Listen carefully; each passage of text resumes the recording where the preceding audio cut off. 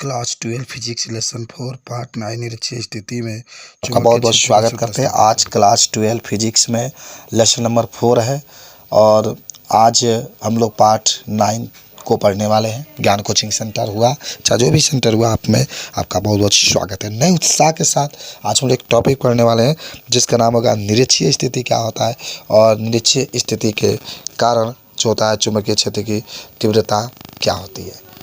तो निरक्षीय स्थिति क्या होता है, निरक्षीय स्थिति पर चुंबकीय क्षेत्र की तीव्रता क्या होती है, इसके बारे में आज हम लोग इसकी चर्चा करेंगे, जानेंगे, सुनेंगे। ठीक है, तो आइए शुरू करते हैं हम लोग। ठीक है, देखो ध्यान से। पहले तो निरक्षीय स्थिति के बारे में जानेंगे कि जब कोई बिंदु चुंबक के अक्ष पर न हो तो उसे निरक्षीय स्थिति कहते हैं। बहुत सिंपल सा डिफिनेशन मैंने आपको बताया है कि जब कोई भी बिंदु हो, बिंदु की बात हो रही है कि जब कोई बिंदु हो, यानी जब कोई बिंदु चुंबक के अक्ष पर न हो तो उसे निरक्षीय स्थिति कहते हैं। देखो ध्यान से, ये हमारे पास कोई चुंबक है, एक यन है और एक यस है, और इसके अक्ष पर नहीं है, इसके ऊपर कहीं भी किसी बिंदु पर चुंबकीय माने स्थिति है, इसी पर निरक्षीय स्थिति का, क्योंकि इस पर अगर होता तो हम लोग अक्षीय स्थिति का, तो विपरीत जा रहा है तो निरक्षीय स्थिति कहता है। तो जब कोई भी बिंदु हो और वो बिंदु चुंबक पर न हो तो उसको मान चुंबक के जो अक्ष होता है, अक्ष का मतलब ये वाला हिस्सा, इस पर न हो तो उसको निरक्षीय स्थिति कहते हैं। तो आज का जब निरक्षीय स्थिति है तो इस पर एक टॉपिक भी है कि आपसे पूछा जाता है कि किसी चुंबकीय द्विध्रुव के कारण, चुंबकीय द्विध्रुव जब भी कहेगा कैपिटल एम आप समझ लीजिएगा, चुंबकीय माने उसमें कैपिटल एम आना चाहिए, जो पूछा है वो आना चाहिए, जो सिद्ध करना है वो आना चाहिए। जैसे तीव्रता कहेगा तो बी भी आना चाहिए। किसी चुंबकीय द्विध्रुव के कारण निरक्षीय स्थिति में चुंबकीय क्षेत्र का तीव्रता का व्यंजक। ठीक है, तो किसी चुंबकीय द्विध्रुव के कारण निरक्षीय स्थिति में चुंबकीय क्षेत्र के तीव्रता का व्यंजक अगर आपको बताना होगा तो आप कैसे बताएंगे। ठीक है, देखो आओ देखो बताते हैं तुमको। ये चित्र है, खूब सुंदर ढंग से देखो। ये मान लो कि हमारे पास कोई चुंबक है। ठीक है, क्या है, चुंबक है, और इस चुंबक को यन और यस, यन उत्तरी ध्रुव है, यस दक्षिण ध्रुव है। निरक्षीय स्थिति पर कोई बिंदु आपके क्या है, पी है। ठीक है ना, इसी पी पर आपको क्या करना है, चुंबकीय क्षेत्र निकालना है। ठीक है, तो ये इसके बीच की दूरी को आर मान लो, आर है। अरे वो से जंगान अच्छी स्थिति में आर मानते, ये भी आर है, का है, ये यन से इसकी दूरी यल है तो ये भी यल है, दोनों सेम है। तो अगर आप पाइथागोरस प्रमेय लगा, देखो यहाँ पर नव्यांश का कोण बनेगा।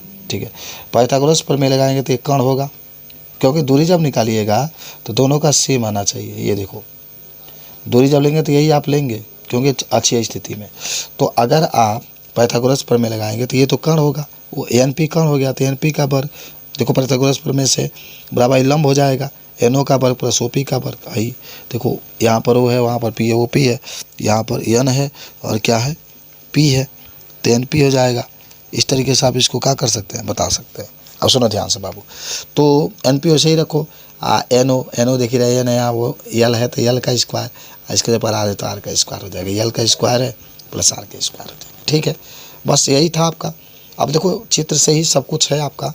तो अब इस चित्र को देखकर हम लोग क्या लिखे हैं तनी समझ जाते हैं। देखो ध्यान से, आप कहेंगे कि चित्रानुसार यन या से एक चुंबकीय द्विध्रुव है या चुंबकीय चुंबक है, वो भी जो भी कह सकते हैं, जिसकी प्रभावकारी लंबाई 12 है। यहाँ पर देखिए 12 दिखा भी रहा है, 12 लंबाई इसकी है, तथा द्विध्रुव की ध्रुव प्रबलता यम है। देखो यहाँ भी आप स्मॉल यम लिख सकते हैं, यहाँ भी स्मॉल यम, क्योंकि आप शुरुआत में ही पढ़े हैं ध्रुव प्रबलता क्या होती है, तो स्मॉल यम है।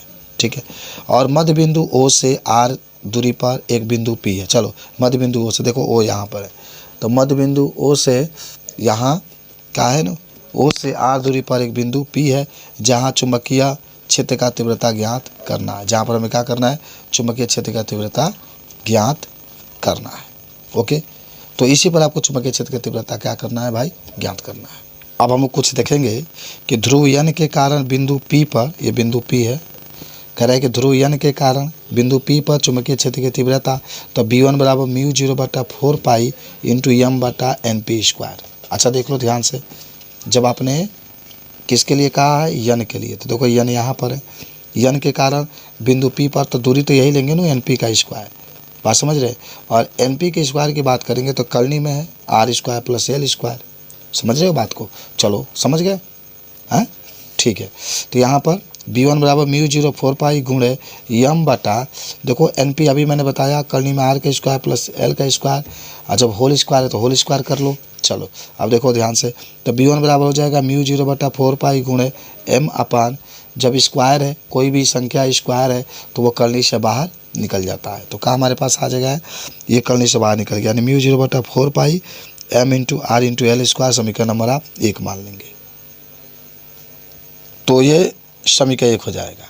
अब दक्षिणी ध्रुव यश के कारण चुंबकीय क्षेत्र की तीव्रता, जो दक्षिणी ध्रुव होगी तो वो दक्षिणी ध्रुव के कारण, जिसको आप यश से कहते हैं, देखो ये आपका चित्र है, थोड़ा और नीचे कर लेते हैं, ये चित्र है और ये दक्षिणी ध्रुव आपका यश है, तो इस दक्षिणी ध्रुव के कारण चुंबकीय क्षेत्र का निकालेंगे तो SP वही बात आएगी, SP आएगा, और SP की दूरी भी तो करनी में R square plus L square, जो बात इसकी होगी वो बात इसकी भी होगी, सेम दूरी वही होगी, सेम बात भी आपकी है, ठीक है, बात समझ रहे हैं। चलो आ जाओ अब समझो, तो यहाँ पर B2 बराबर म्यू 0 बटा 4 पाई गुणे M बटा SP का स्क्वायर, या B2 बराबर है तो जगह है वैसे ही रख लो, म्यू 0 बटा 4 पाई गुणे M बटा में SP की जगह पर करनी में R square plus L square, अभी जब बताया गया इसका होल स्क्वायर है तो होल स्क्वायर करो, जब होल स्क्वायर है तो ये करनी से क्या हो जाएगा, बाहर हो जाएगा, तो हमारे पास आ गया B2 बराबर म्यू 0 बटा 4 पाई गुणे M बटा R square plus L square, इसका होल स्क्वायर, समीकरण नंबर 1 मान लेंगे, ठीक है।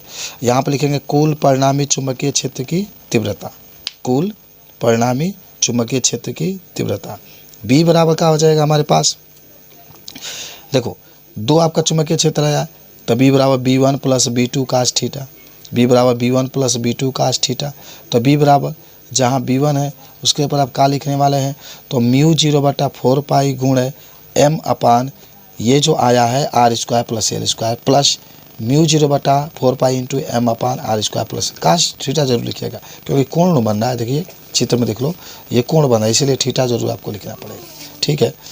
देखो ये और ये दोनों सेम है तो जोड़ दो, जोड़ दो 2 हो जाएगा, अरे यहाँ पर x मान लो ये भी एक सेम है, तो हो जाएगा B बराबर म्यू 0 4 पाई गुणे 2M कहीं भी 2 यहाँ भी कर सकते हैं, यहाँ भी कर सकते हैं, R square plus L square बराबर बटा में, अच्छा देखो कॉस के जगह पर क्या होता है ना, आधार बटा कोण होता है, आधार बटा कोण, देखो यहाँ पर लिखा भी गया है आधार बटा कोण, कहाँ से आया हम आपको बताते हैं, देखो ये चित्र है, तो अगर थीटा लेते हैं तो आधार तो नीचे वाला होगा, क्योंकि सामने वाला तो लंब हो जाएगा ना, जो थीटा लेंगे सामने वाला लंब होगा, आधार नीचे वाला होगा, तो आधार L हो जाएगा, कोण आपका इतना हो गया, तो L बटा करनी में R square plus L square, तो इस तरीके से आपका ये क्या हो गया, आ जाएगा, तो बता सकते हैं।